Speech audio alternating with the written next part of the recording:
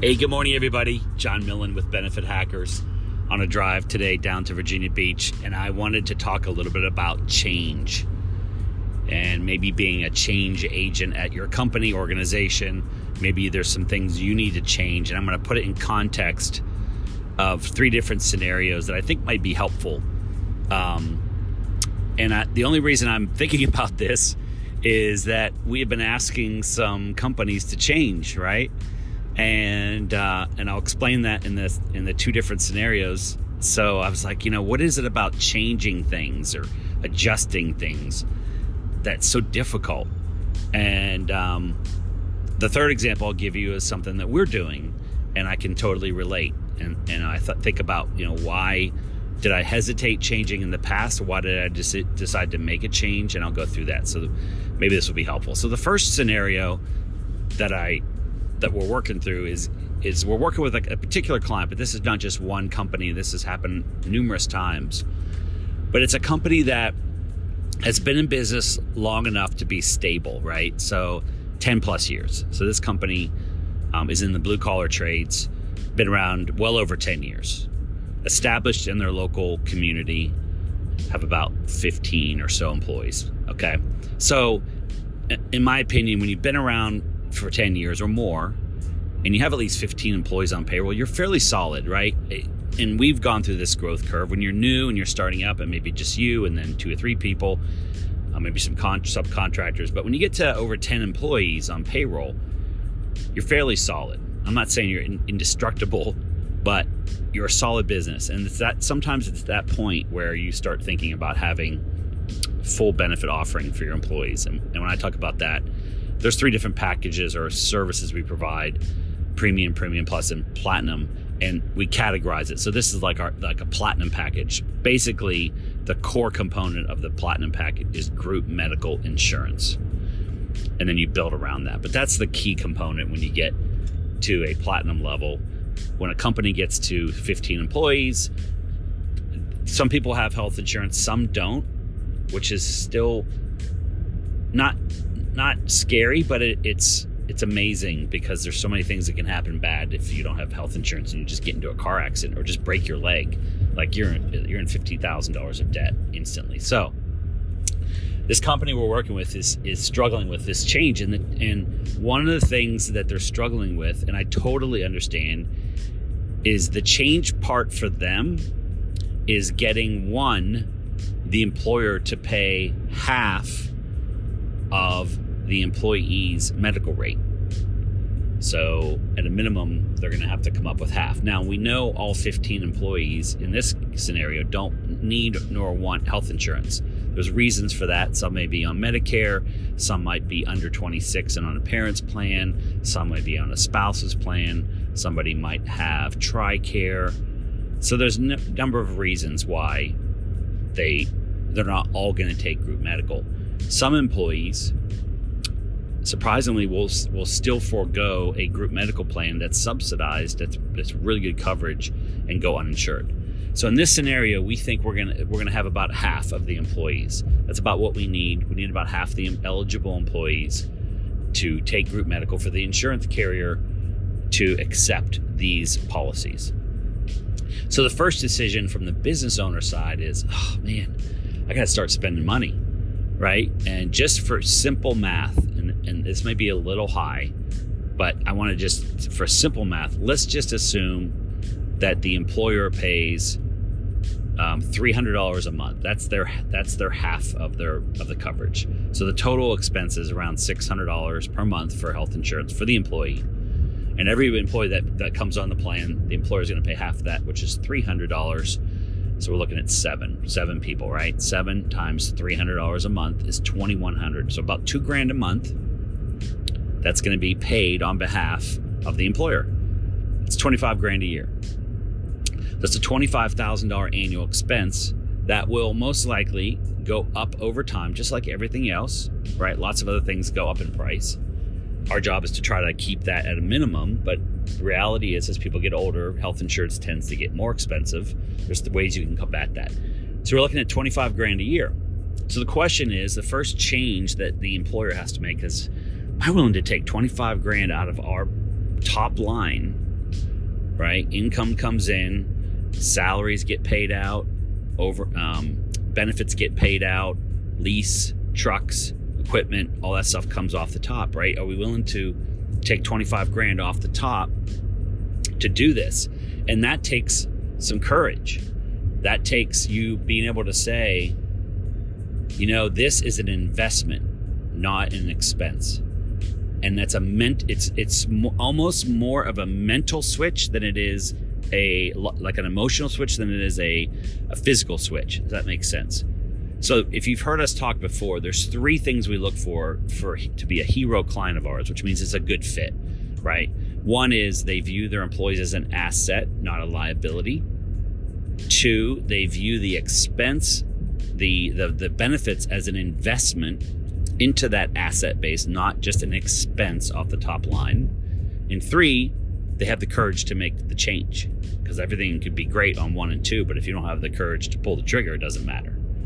So the mental switch, the change part for a business owner to say, okay, I'm going to spend $25,000. That could be half of a salary or almost a full salary, depending on what industry. I'm going to take that money, or maybe out of my pocket, right? It could be coming right out of the owner's profit. It could be cutting into their profit. These are all legitimate things that might be going on. There might be the unknown of what happens if we don't get new business in the next year. There's all these unknowns. What if there's a downturn in the economy? But you've got to have the ability to change and make that decision that, yes, my employees are important. They're an asset. And yes, I need to invest in them, because the alternative, so this is that counterpart when business owners think about this. We went through this as well.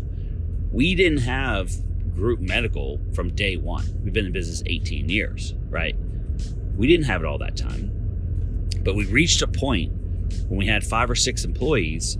We had been in business well over a decade, that we're like, okay, we need to attract and retain talent, which is our asset, which is the employee base. Can we attract people that don't need group medical? Yes. Is it more difficult? Absolutely.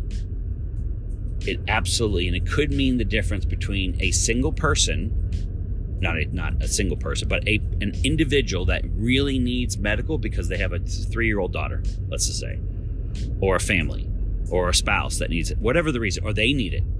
And that is the deciding factor. That is the piece that they may will never tell you in an interview. Oh, you don't have group medical? Okay, I'm not going to come work for you. They don't tell you this in an interview. It just happens. So the change that's required, that's very difficult, is for the business owner to make a stand and go, look, I plan on being in business for another 5, 10, 15, 20 years. We provide a good service and value. We can weather the storms. We've made it this far. We'll make it whatever comes, right? I'm investing in my employees to allow me to retain the good employees that I have and attract new ones as we someone may leave and you have to pull someone in, right? So you're not adding to your total number of employees, but someone might leave. Something might happen. They might get sick. They may relocate. There's all kinds of things that can happen where you have to replace somebody. Now you've got to attract an employee, not just based on salary, but based on your entire benefits package. And if you have 10, 15, 20 employees, you're going to stand out when you have that. So that's the first scenario that I know is hard. But for us, when we went through that mental process, we're like, are they an asset? Absolutely. Can we weather the storm? Absolutely. We've been in business well over 10 years. We'll make it. Whatever happens, you can't predict the future. What if there's a downturn in the economy? Well, we started our business right before 9/11 and we made it through that. 2008 made it through that. 2015, 14, 16, whatever, all these different things, the crash of 2010, we made it through all of it. Wasn't easy, but we made it through. And we knew we needed to do this in order to attract and retain talent, because that is what will enable us to continue to serve more people at a more efficient way and build our organization to a greater level. That's first scenario. The second scenario for change would be from when someone maybe has a relationship with a benefit broker or agent and they've got to change the agent.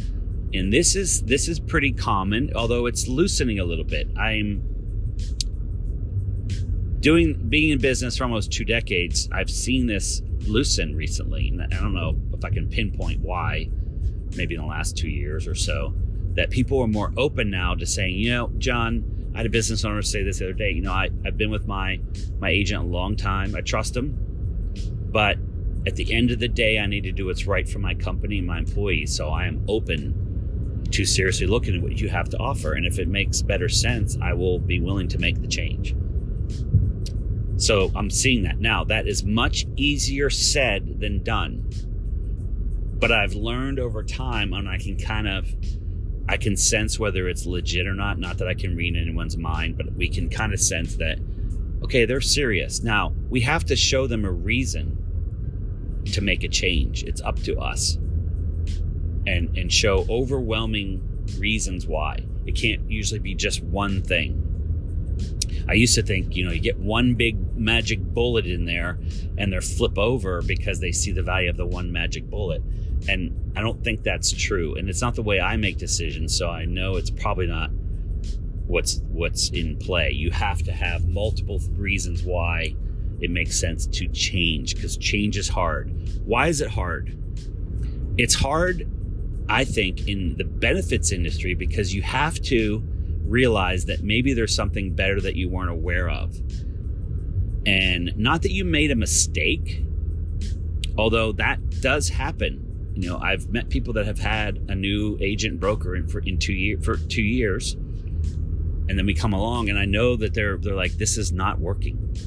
So for them to change again means they have to kind of say, I kind of made a mistake on that first decision. And that is hard for people. And it's especially hard in bigger corporate environments where you have to report to a committee or a number of different people that you have to sell your idea to.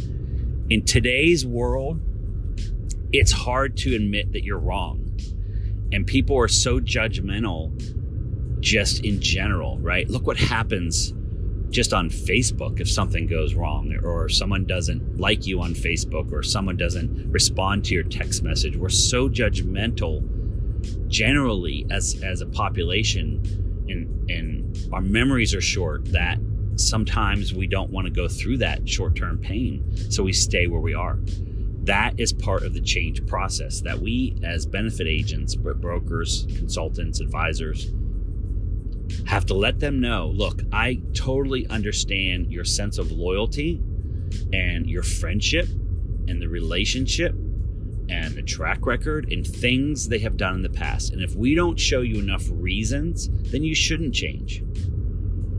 One of the things we do is we make sure we're clear with that. Look, if we can't show really good reasons and value to change, don't change just to change. Like, I don't like that, and that's not a reason to go through all the effort just to flip it over. I'd like to show you change and how we can make things better in a number of different ways that we talk about on these podcasts. So that is difficult to say, and I use the analogy, some people don't like it, but Bob's your broker, Bob's your agent, Bob's your guy. I've been with Bob 20 years. I don't want to tell Bob no. It's hard to call up Bob and go, Bob, I got some bad news.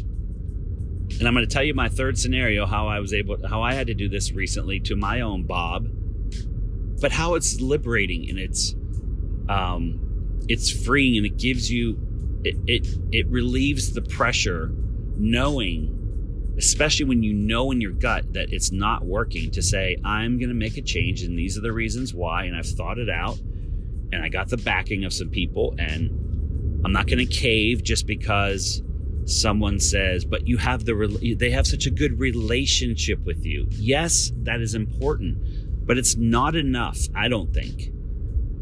In today's world, in today's global economy, in today's competitive nature, to just build businesses and build your benefits on just relationships, unless that has substance. That's just my feeling. I might change my feeling over time. Maybe it's because of the industry we're in. I don't know, but that's the way I view it, that we have to provide more. Does the relationship have to be there? Absolutely. that's the foundation. Do you have to have trust, respect? Yes. Honesty, transparency, absolutely. But that can't be enough. The world is changing so fast that I feel in my gut when I talk to somebody that it's in their best interest to change to us, because we will give them the basics of that, all that relationship stuff. Absolutely. But we do more than just that. We don't rely on that as the only thing we provide. So that's the second scenario. You got to have the courage to make the change. And if it means you say to yourself, I know more now than I did 2 years ago. That's why I'm making the decision. Then that's fair. I was listening to Gary Vaynerchuk on YouTube yesterday, and he was talking about this. He said, I make the best decision I can in today's moment. A year from now, I might look back and go, that was a dumb decision. But in the moment, with all the information and my knowledge, I made the decision. And he doesn't beat himself up over it. And it's really amazing if you've not seen him talk about this. He doesn't beat himself up. It's just the way it is. He makes decisions based on what he knows, and he doesn't go back and make himself feel bad or others feel bad for doing that. I think that's what we're talking about here with making change when you already have a relationship. Sometimes when we talk to an employer or a CFO or owner or HR director, it's clear they could care less about changing. That, hey, you show me something better, I'll move. Other times, it's like, oh, we've had this relationship and, they buy our stuff as well. Like they're a client of ours. Oh, that's a tough one. Like we feel reciprocity because they're buying our things or services that we sell. So we're not going to leave them. I'm like, man, that's not a reason. That they should be buying your stuff because it's good stuff, not because you buy your benefits from them or you use their consulting. That's not the reason to be paying 50 or 60 grand in commissions over just because they buy your stuff. That's just my thought. I mean, you should be open to other options. Third scenario, we had to make a change. We were using a social media advertising firm, and after about 6 months, I had to make a decision whether it was working or not. And there's a number of reasons why we felt like things were not going as expected. So it came down to the relationship was really strong, which made it even harder to make any kind of change.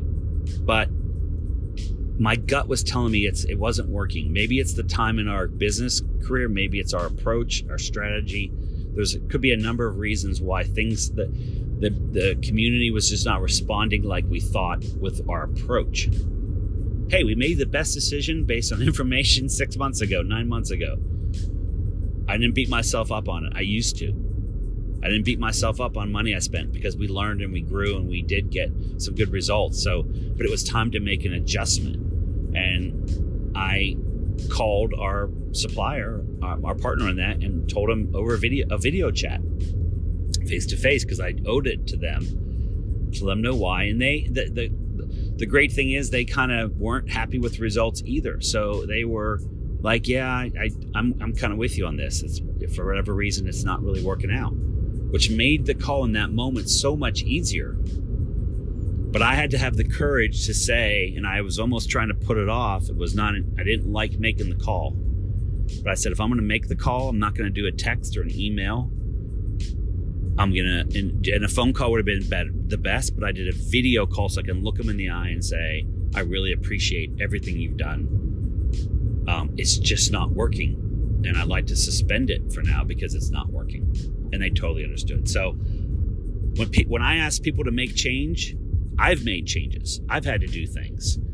I've had to fire employees. I've had to fire partners. I've had to hire people. I've had to spend money before I had it because I needed parts of our business to grow. So I understand about change and making decisions and having the courage. I don't do it every day all the time, but I've practiced it enough now where I can ask other people, okay, trust me on this. We've gotten this far. And we're talking about a $25,000 decision annually for benefits. And your business does $3 million a year in revenue. This is nothing. Make the decision. trust us, we will implement this and it'll be an awesome package. Or you're with someone else, I get it, you don't want to leave them, but we have all this extra value and I know I can deliver on it. Make the change. Let's do this thing. And so hopefully this was helpful. So just 3 different scenarios, at least from my perspective. What things are you struggling with changing? And the last thing I'll say is we all have a list of stuff we want to change, right? Is that if you get a lot of confidence when you make change, actually. It's scary as hell sometimes leading up to it. But when you finally do it, it feels so good.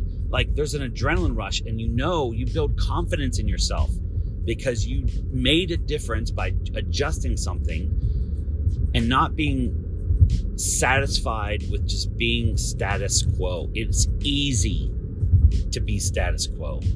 It's hard to have courage to make a change. And I hope in your business life or personal life, you're willing to do that. And trust me on it, when you make the change, you might get a little grief, but you're going to feel so much self-confidence and feel so much better about your decision that it will dwarf any feelings or anything that comes up. And the other thing that will happen, when some negativity comes up from other people, your enthusiasm and energy will overwhelm it.